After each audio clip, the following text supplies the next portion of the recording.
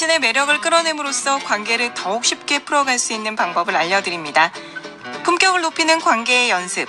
당신 참 매력있다의 저자이자 MCS 비즈니스 센터 송인옥 대표와 함께합니다. 안녕하세요. 네, 안녕하세요. 송인옥입니다. 네, 이제 이번 주말부터 추석 연휴가 시작이 되는데 그래서 오늘은 추석 명절 예절에 대해 준비를 하셨다고요? 네, 그렇습니다. 옛말에 이쯤 되면 더도 말고 덜도 말고 한가위만 같아라. 이런 속담이 있었잖아요. 네. 우리가 몇 가지만 수칙만 잘 지킨다면 추석 명절날 오랜만에 모이게 되는 가족 모두가 행복하고 즐거운 추석을 보낼 수 있을 겁니다. 네, 몇 가지 수칙 어떤 게 있을지 궁금한데 추석 명절에 관련된 거면 꽤 광범위할 수도 있겠다는 생각이 들어요. 그렇죠? 그래서 오늘은 추석 상차림 아니고요. 절하는 법도 아니고요. 대화 예절에 대해서 말씀드려 보려고 합니다. 네. 말 한마디로 인해서 상처를 받을 수도 있고 또 힘을 얻을 수도 있기 때문에 부모님을 찾아뵙는다든지 조카들을 만날 때 주의해야 하는 대화법입니다. 대화법. 명절에 가족끼리 만나서 대화를 하다 보면 사실은 걱정돼서 묻는 말인데도 상대 측에서는 민감하게 받아들이는 부분이 있을 때가 있거든요. 그렇습니다. 명절 스트레스 1위의 원인이 바로 가족끼리 오고 가는 대화에서 받는다고 하는데요. 아무리 걱정해주는 말이라도 민감한 질문들은 삼가하시는 게 좋겠습니다.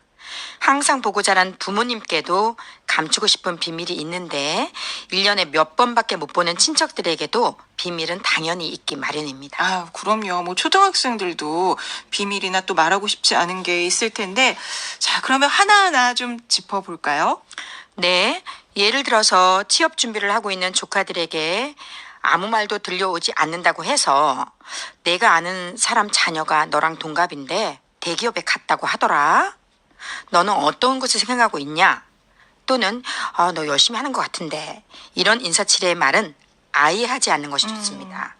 말하는 사람은 정말 아끼는 마음에 하는 말이지만 막상 취업 문제로 스트레스를 받는 당사자에게는 예민하게 반응할 수밖에 없거나 오히려 부정적으로 들릴 수도 있기 때문입니다. 네, 그럴 수 있을 것 같아요.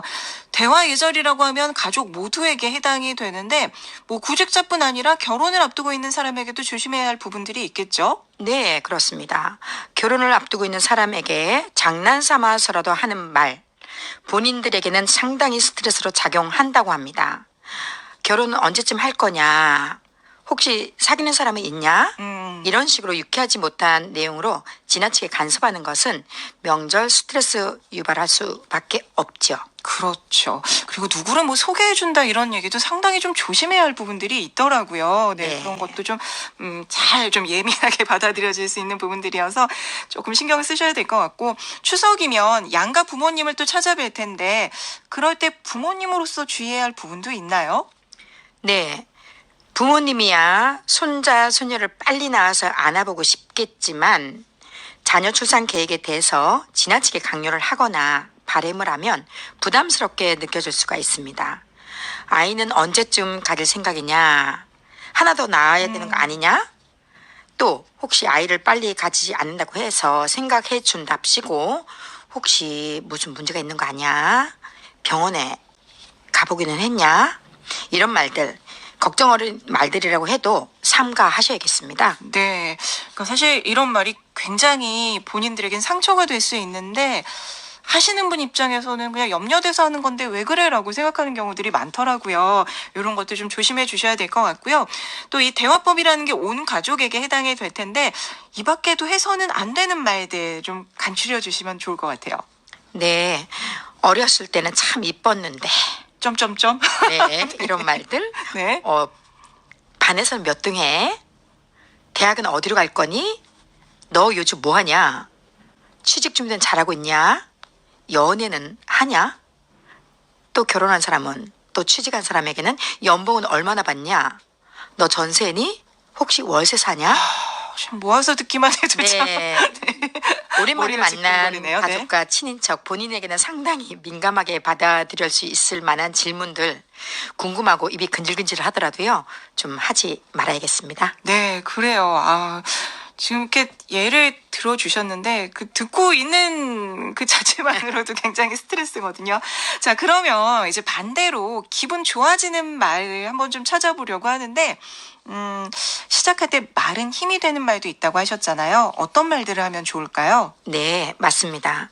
추석에는 온 가족이 모여서 웃기만 해도 짧은 명절인데 괜히 인상을 찌푸릴 필요는 없겠죠.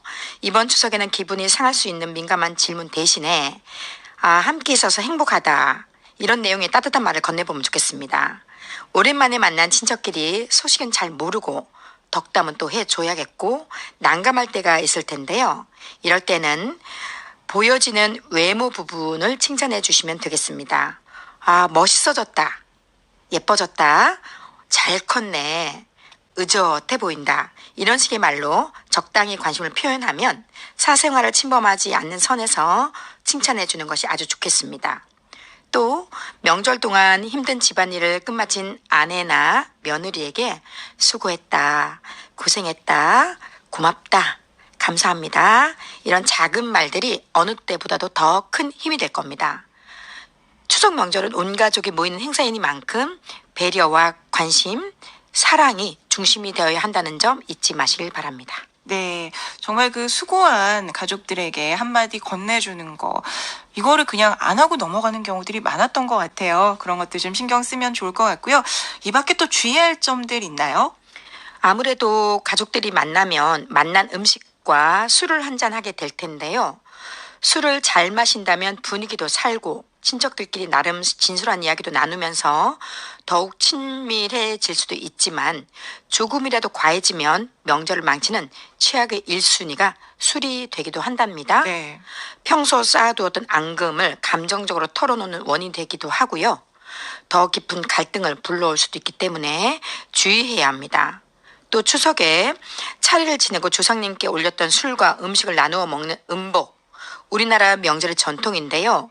음복 후에 한 잔쯤이야 괜찮겠지라는 생각으로 운전대를 잡았다가는 큰일 납니다. 절대로 운전을 해서는 안 되는 부분이죠. 네, 자, 추석을 앞두고 있는데요. 정말 도움이 많이 될 듯한 에티켓들에 대해 알아봤고요.